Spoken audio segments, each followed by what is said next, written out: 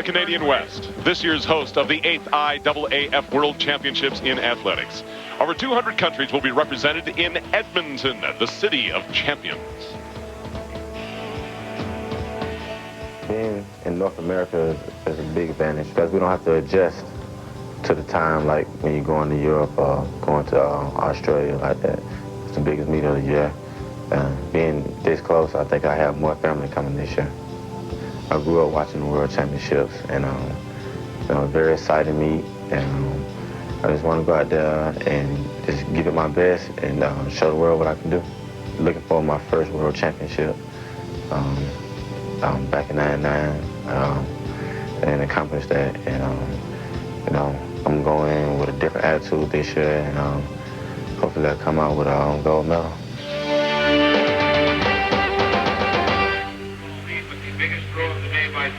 In Angelo Taylor's immediate future, here and now, the national championships. Sunday Night Baseball features two of the game's premier sluggers when Barry Bonds and Mark McGwire clash at Busch Stadium. Bonds is on a pace to break McGwire's single-season record of 70 home runs set in 1998. Sunday Night Baseball presented by Nextel on ESPN every Sunday at 8 p.m. Eastern Time. Bonds may have 45 home runs by the break. Boy, what do you make of that? I'm just shocked. Well, it's just astounding. Now on the track, the men who will run the men's 400-meter hurdles, including Angelo Taylor. There you see the records. Established world American 46.78 seconds back in 1992. It helps here to be, I think, both a great sprinter and an engineering major in college to get over this event. Angelo Taylor trains down at Georgia Tech and learned from one of the best.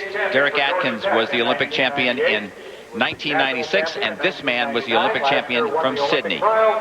Got great speed. Joey Woody closes really well. A disappointed fourth in last year's Olympic trials. Didn't make the team, and pressing on here in his attempts to make the world team.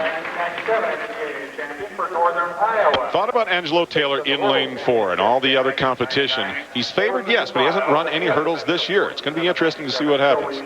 He worked on his speed, though, and that tells me a lot. Angelo Taylor ran in the Princeton meet you saw on ESPN, the fastest 400 meters he's ever run, ever, 44.68 seconds. And when you show that speed, it usually means, A, you're fit, of course, and B, you're ready to run great hurdle times. Angelo Taylor, the 2000 Olympic gold medalist. Each hurdle 3 feet high. And believe me, you've got to count your steps. Everything is very mechanical and careful about this. And this man has tremendous raw speed. He is as good as virtually any 400-meter runner in the world right now, and that's not even a specialty. This event is. Larry, we saw the fatigue on the faces of the women in Wake completed their hurdles. Is this the toughest race in track and field right now? No, I don't. You know, there's all kinds of debate about that. I'm not sure it is. Remember, tough means you've got to handle yourself in the hurdles. It is more complex than most, but you only really start tying up in the last 100 meters of this race. As you say, pacing means so much. Joey Woody, disappointing fourth at last year's Olympic trials. Not Taylor so much disappointment for Angelo, however. Taylor, just 22 years of age, stands 6'2", 170 pounds, and he has a long stride. He really eats up the ground. Very fluid runner. But remember, has not run hurdles yet this year. His only race was to qualify in the hurdles to this race. Taylor out strong in lane 4. Joey Woody with a slight lead out in the middle of the track outside of Taylor in lane 5. Way on the outside in lane 8 is James Carter, fourth at the Olympics, looking very strong. Way out on the left in lane 8. Woody running second at this point. In lane 5. And moving up on the inside is Angelo Taylor. 130 meters to go at this point, and he's even. 2 more hurdles to clear for Angelo Taylor. Now he comes on. This is where that stride is so important, but on the outside, James Carter in lane 8, although he stumbles there. Angelo Taylor still has the lead in lane 4 and is going to win the men's 400-meter hurdles. The time, 48.53 seconds for the 400-meter hurdles Excellent time, and that equals the fastest time by an American this year. Angelo Taylor, who was right beside Eric Thomas coming down the home stretch. Thomas had the best time up until that point. In the final stretch with 2 hurdles, 3 hurdles left to clear, this is where Taylor really pushed it. Taylor has great speed and used his sprint speed to good advantage here. Woody started to fade down the stretch. Eric Thomas is in lane 3, just beside Angelo Taylor. And watch him, he starts tying up just a little bit.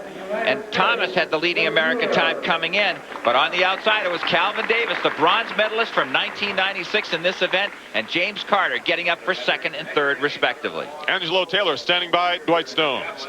Angelo, for having not run, that wasn't the roughest set of hurdles I've ever seen you run. For not having much experience this season, it was pretty good. Yeah, first of all, I'd like to give thanks to God.